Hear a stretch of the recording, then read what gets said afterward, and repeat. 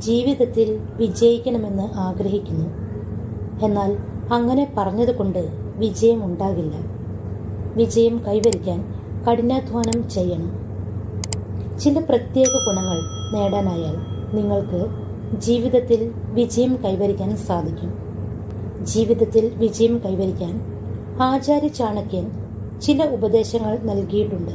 ചാണക്യൻ പറയുന്നതനുസരിച്ച് മാതാപിതാക്കളെ എപ്പോഴും പരിപാലിക്കുന്ന, അനുസരിക്കുന്ന കുട്ടികൾ എപ്പോഴും സന്തോഷകരമായ ജീവിതം നയിക്കും. വിജയോപദേശത്തിൽ സിംഹത്തെക്കുറിച്ചും ചാണക്യൻ പരാമർശിക്കുന്നുണ്ട്. കാട്ടിലെ രാജാവ്. കാട്ടിലെ രാജാവ് എന്നാണ് സിംഹത്തെ വിളിക്കുന്നത്. സിംഹത്തിന്റെ ഈയൊരു ഗുണമുണ്ടെങ്കിൽ ജീവിത വിജയം നേടാനാകുമെന്ന് ചാണക്യൻ പറയുന്നു. ചാണക്യൻ പറയുന്നതനുസരിച്ച് സിംഹം എപ്പോഴും ഇരയിൽ തന്റെ കണ്ണുകൾ അർപ്പിച്ച് സൂക്ഷിച്ചിരിക്കുന്നു. അവന്റെ ശ്രദ്ധ എപ്പോഴും ഇരയിലാണ്. ലക്ഷ്യത്തിൽ ശ്രദ്ധ. ഈ ഉദാഹരണമെടുക്കുമ്പോൾ ആളുകൾ അവരുടെ ലക്ഷ്യങ്ങൾ നേടുന്നതിന് ശ്രദ്ധ കേന്ദ്രീകരിക്കണം.